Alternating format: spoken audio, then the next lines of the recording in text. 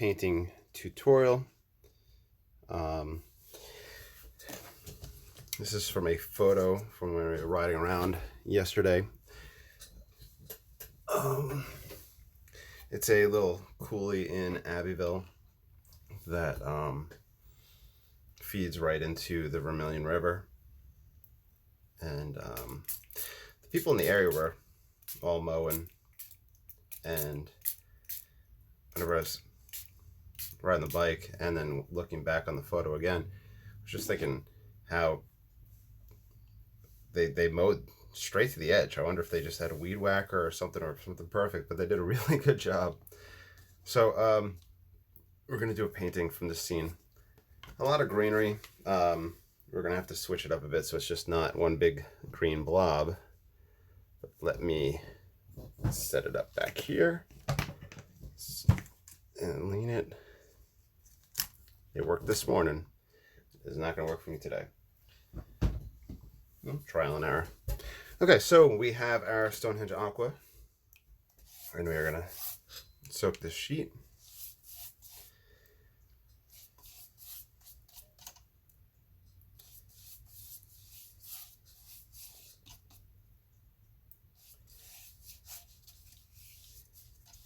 And we'll talk about our palette and talk about approach to it.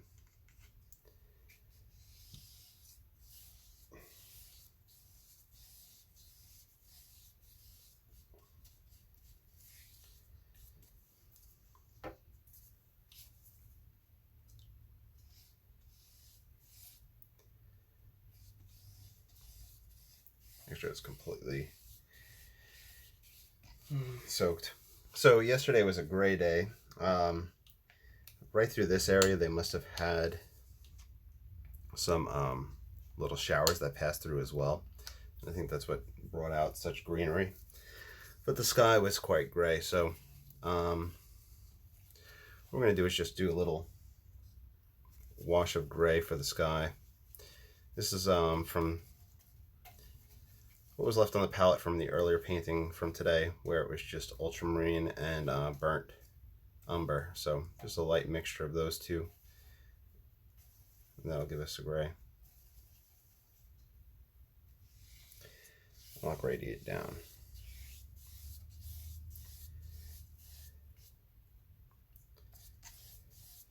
I think that's literally all I want to do with the sky for this one.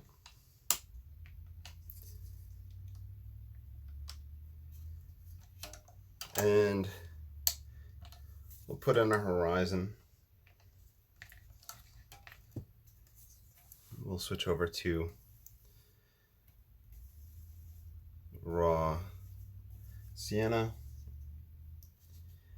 It's going to wind up being here. This is kind of the path of the coulee. And we'll let the mouth open more drastically right here, so we could get some of that in the scene. Let everything flatten.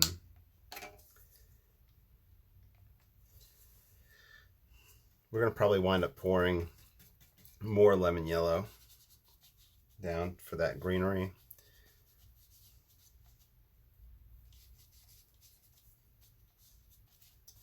Put that down for that manicured lawn.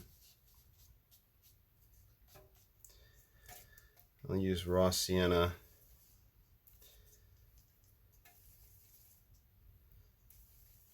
Mixing a little lemon yellow into that. This is going to be just kind of blocking in the mass of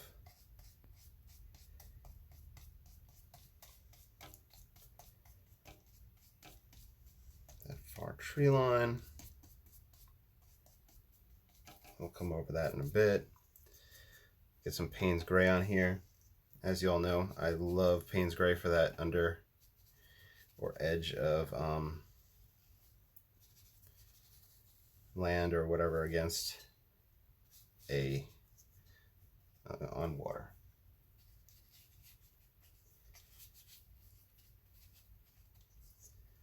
It's for an either easy go-to reflection or whatever. I just enjoy that right there. And the water in the coulee is Best way to say it, it's brown, it's muddy water. Which is going to be a little weird for us because we might interpret it as a road. So we're going to have to come up with different techniques in order to help that picture and help the eye create that as water as opposed to a road. That'll be a focus of today's painting. Maybe this will be the super experimental part right in here, making muddy water.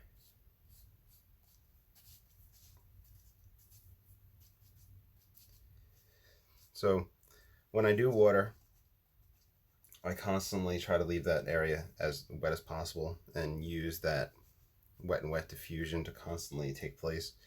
Near the end, there's a little bit of dry brushing I wind up doing, but we're going to have to be cognizant of that drying and how that changes.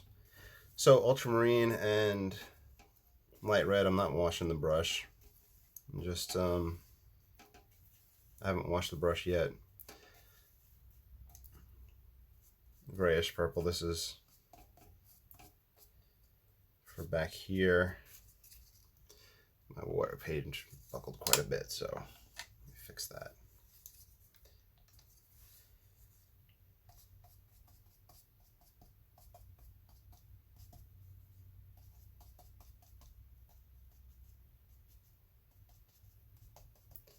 This is more of the darker areas in the back, and I'm going to come on top with the more greener, lighter ones. Let's mix phthalo blue into this with burnt umber, Payne's gray, just get it dark. Just really feed that in.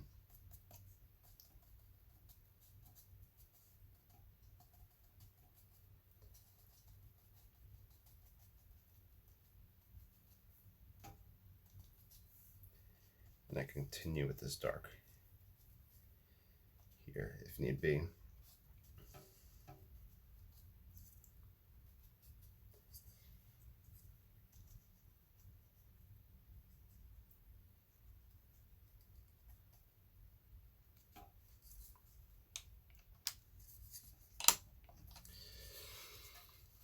Okay, wipe the brush off.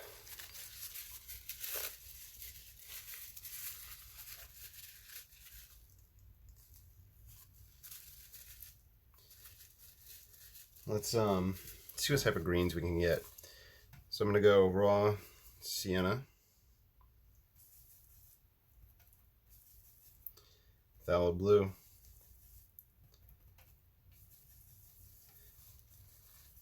and we have something on the greenish side.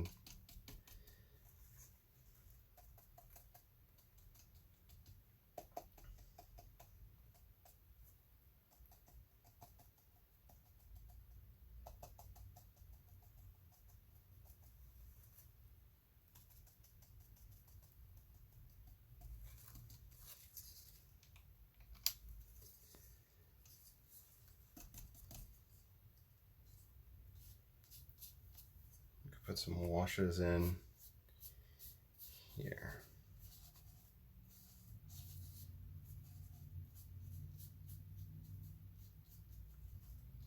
So that's the phthalo blue raw sienna mix, which gives a pretty good green.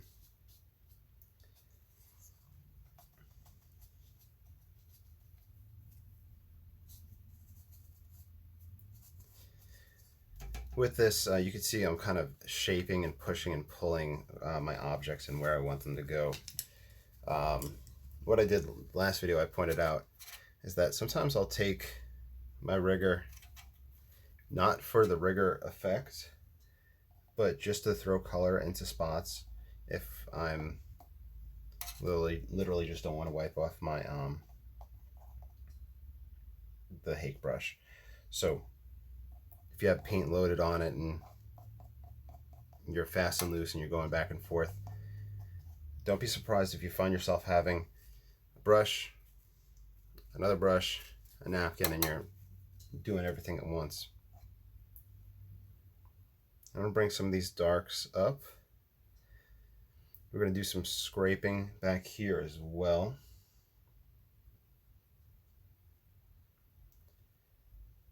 Add variety in the pattern here. If this was going to be a layer and then another layer or two over it, we wouldn't have to go too much variety with the pattern. It would just kind of be there to know that it's there. But here we're going to have this, and then we're going to have a layer here. So it's not really going to be covered up too much. So we need to have that interesting and fun stuff back here. Otherwise, I would probably just go boop, boop, boop, boop.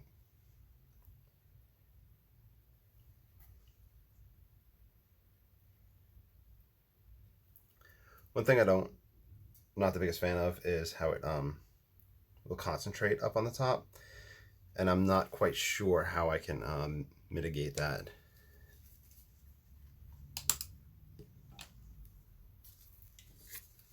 Okay. Some greenery to the top of these. So probably helping them end in something. I'm essentially erasing that top circling that I just fretted about. Let's mix lemon yellow into this and get some variety up here.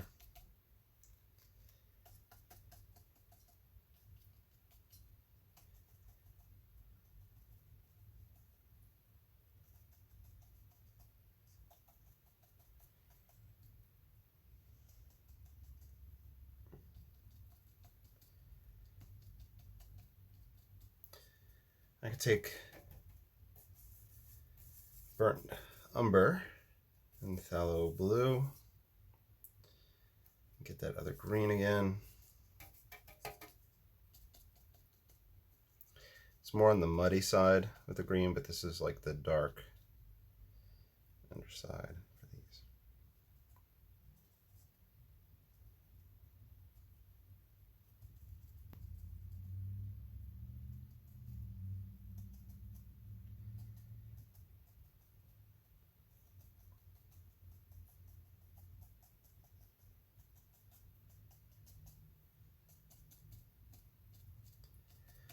I think we're getting an interesting variety, an interesting line of trees back here. Let's see. We could even take that color and add to that and have a little bit of fun with it.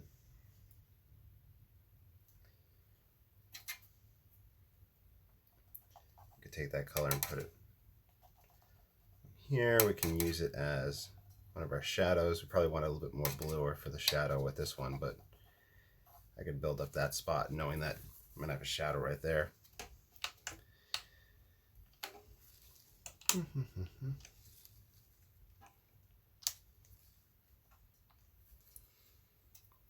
That's how we could just grab some Payne's Gray. Throw it right along that edge. And it'll diffuse for us still. Let's see how we're looking. I feel like the lighting's a little dark in this video. I'm sorry, I didn't mean to just knock the camera, but... Oh, of course I'm going to mess up everything. I apologize.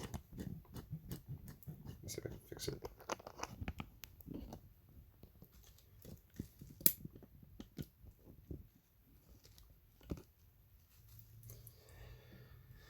I don't know why I did that. It was just seeming a little too dark in the... Switch this angle up. And there you go. I'm sorry, y'all. Okay. Let's use the rigger just to see what we can get if we mix our burnt sienna and phthalo blue.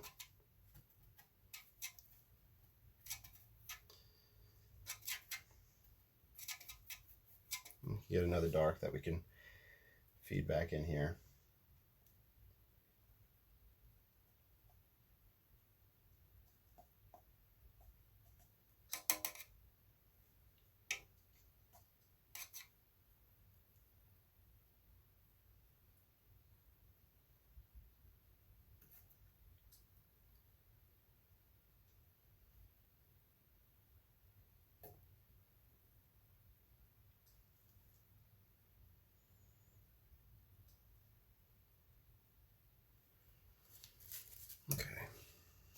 is everything all lopsided?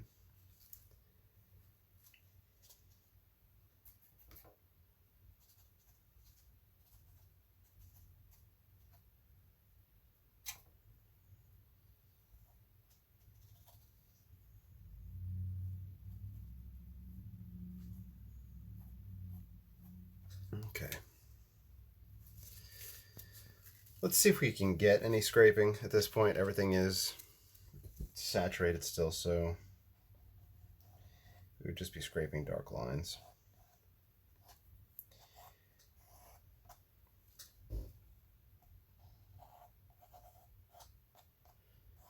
Let's use that for a little bit of texture back here then.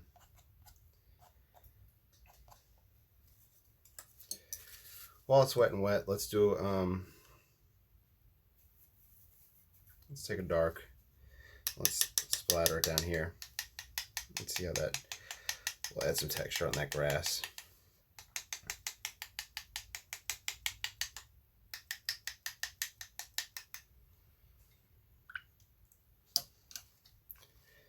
I'm thinking a dry off is going to take place soon, so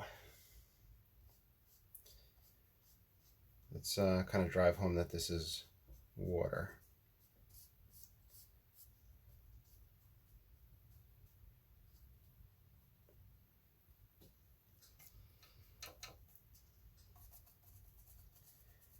Payne's gray.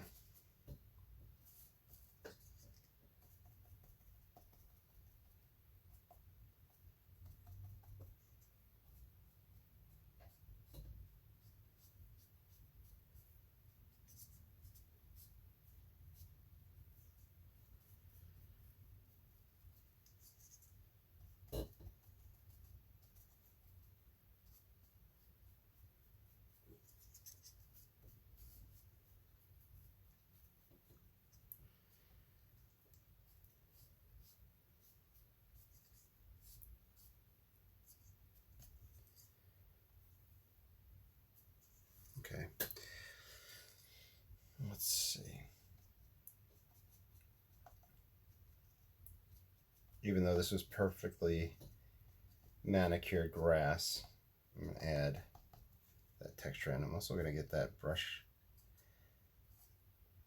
There we go.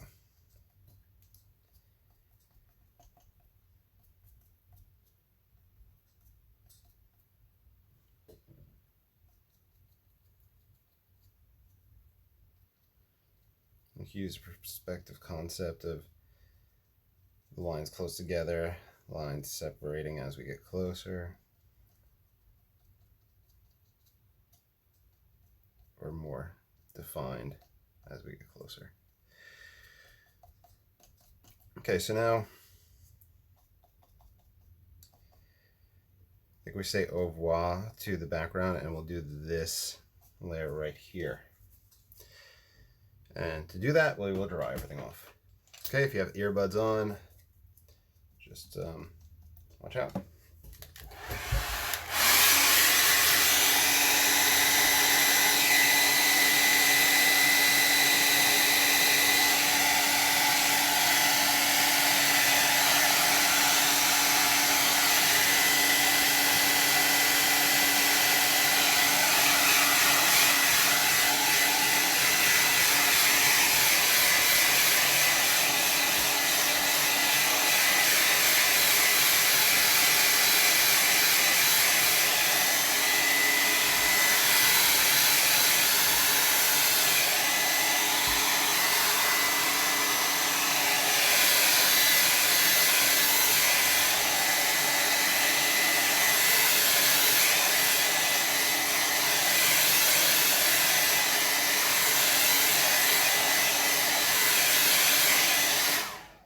It's not perfectly dry, but I'm okay with that as long as y'all are okay with that.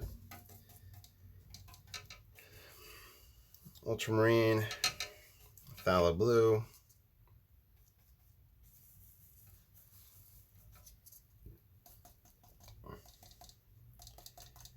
This is the undergrowth and the shadow of the closer trees. We're going to have here as well.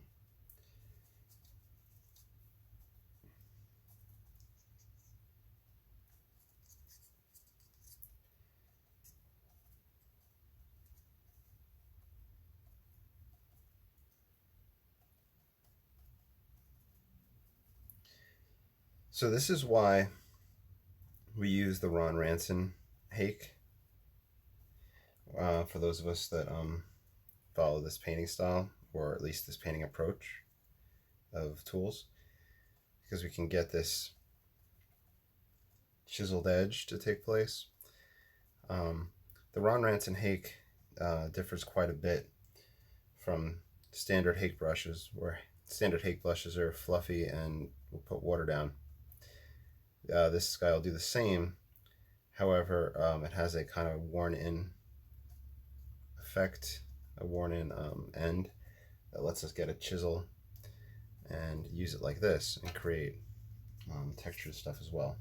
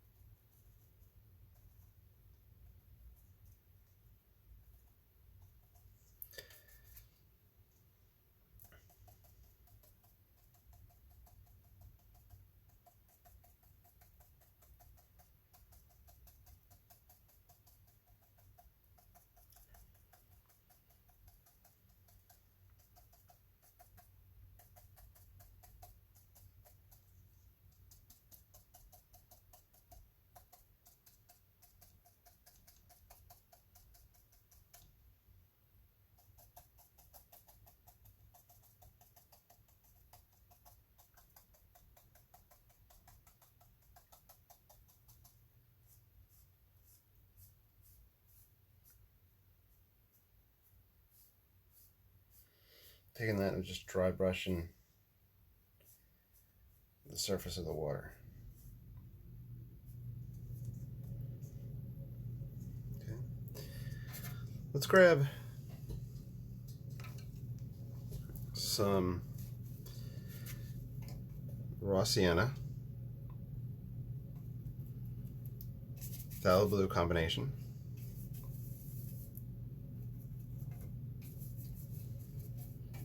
This is more on the raw sienna side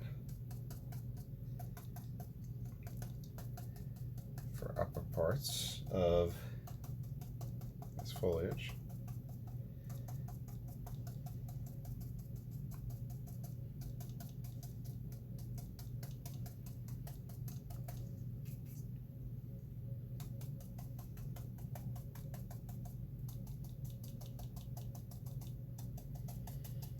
The lighter parts.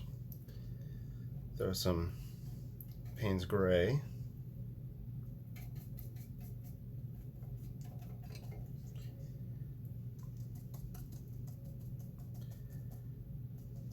For some of the deeper, darker portions.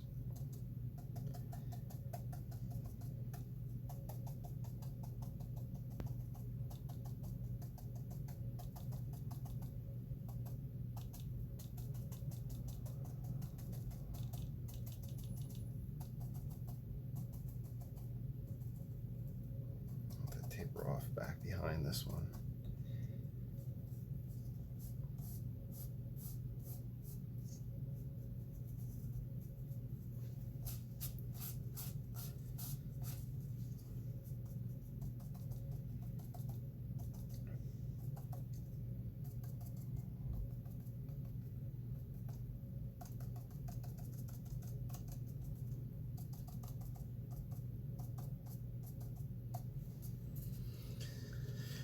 Alright.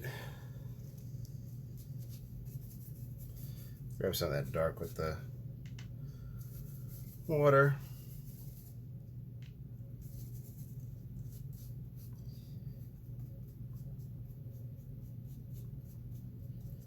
That's just a light mix.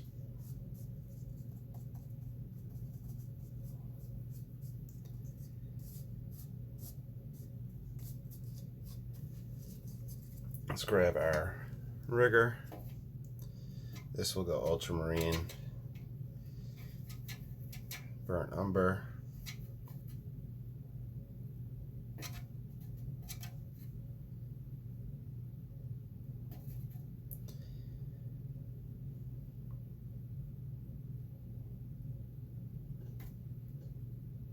Just branches reaching up, growth down from below, reaching up,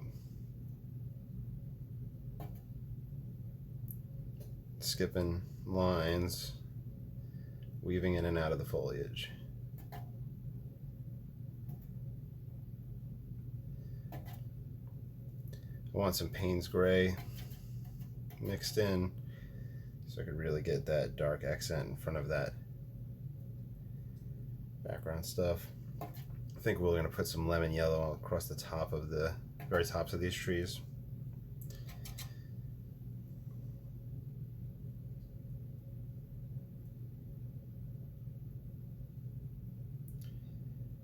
And if you want, you could squiggle down a little bit reflections, but it's up to you.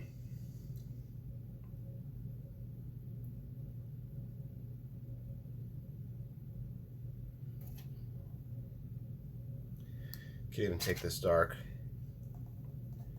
and the edge of it and get some ultramarine blue.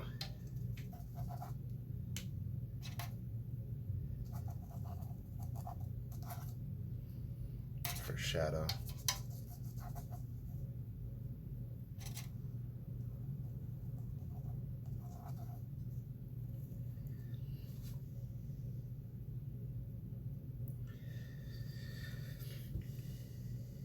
Now we do have a big old tree coming up over here and branching out. We may put that in, we may not. I'm going to think about it as we do this. Let's do our lemon yellow that I was mentioning. This is lemon yellow on the rigger.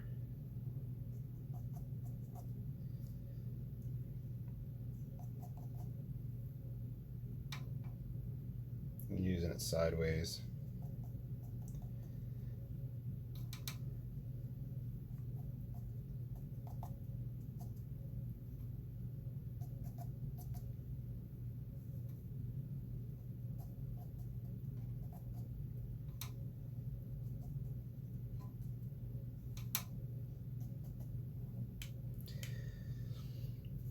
Yeah, we'll put that big old tree in, and we'll come up like this, up and over. There's just a light wash that I had on there.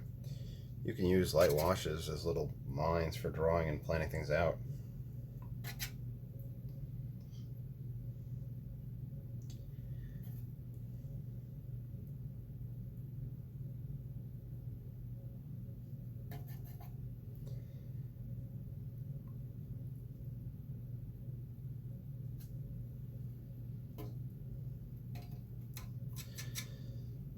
Burnt umber, phthalo blue,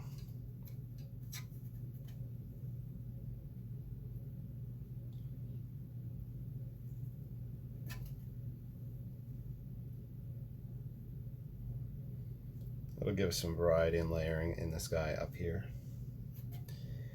It actually has some that comes over.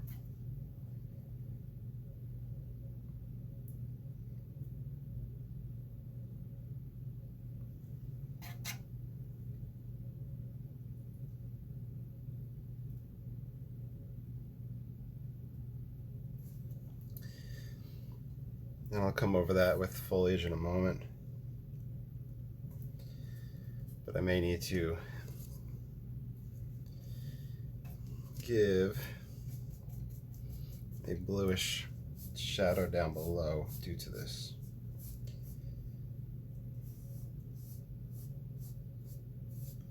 I'm starting to pull pigment up. I might have processed this too much down here. Okay. Raw umber. Sorry, raw sienna. Phthalo blue.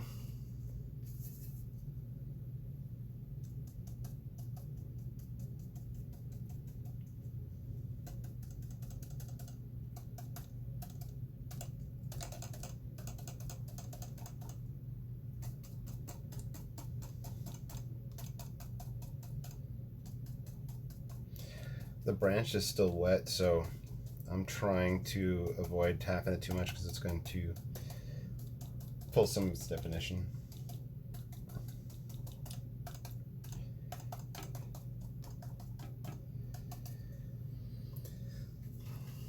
Let's see how much lemon yellow I could pick up.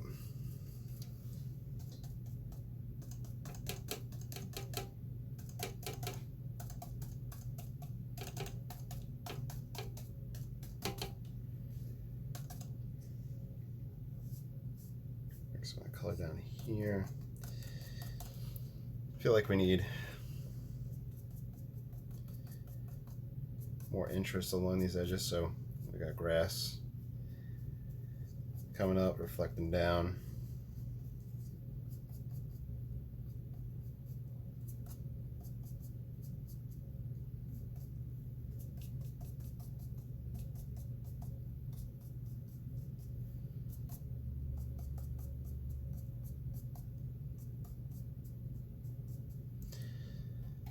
Burnt umber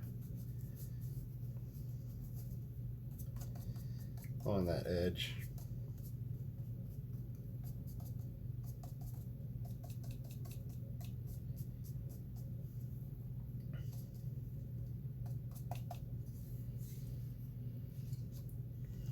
Let's do a little scraping.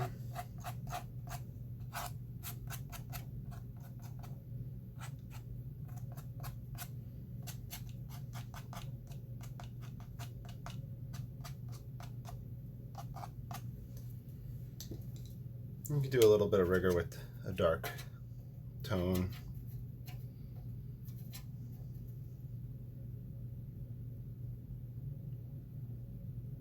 This one's more burnt umber, so it actually helps it pop forward a little bit more.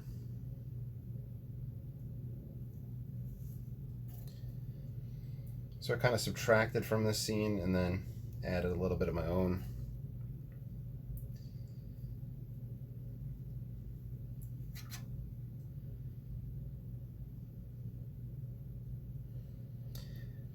Now's a good time for to mention down below I have a whole bunch of links. You know, check out my Etsy account if you're ever interested in buying any of these. I post these up there. I have a Patreon account if you'd like to, you know, join, send some, you know, money for this to purchase some paper and supplies and whatnot. What else? And then I have some Patreon exclusive videos. There's the should be link for my Instagram, so check that out as well. And I have the Facebook page dedicated to the paintings. I'd like you to check that as well. Feel free to you know, follow along with these videos. Feel free to show me your results. I'd post them. I'd love to see them. This is kind of bringing over a little shadow. Finally able to get a little bit going on with that. But yeah, I hope you all enjoyed. And we'll do a dry off. And we'll see. Oh, I have somebody in the chat. Hey, how's it going? Oh, very cool. Somebody's in the chat from the Covington area of Louisiana. Yeah, I'm more in the Acadiana region. You know, over by like Lafayette and all that. And who else? We have somebody in there saying that it's a nice painting. Thank you, I really appreciate it. I do these live videos almost twice a day now. I'm a school teacher, and as you guys know, and somebody in the chat is from Louisiana, you know that we have school closed entirely until April 13th. So every day I'm on here doing painting tutorials, and then I upload them to Andrew Broussard Watercolors. So if you're interested in watching any of these videos after I film them live, I have that there. I just got to figure out where to add the link in the Twitch and the live stream for you guys to see those type of things. going to use a blow dryer, so if you have earbuds, watch out.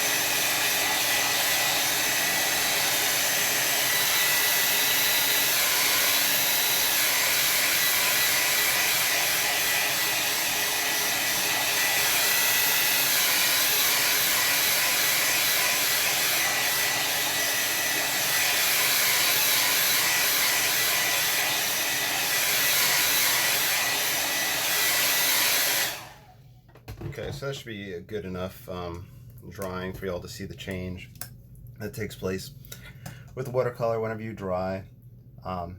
What you want to think about is cement or blacktop, how it looks darker whenever it's wet, and the drying, the removing of the water from the cement, blacktop, lightens it up. Same thing happens with watercolor. It's all the physics behind it with the refraction of light and whatnot. Let's see.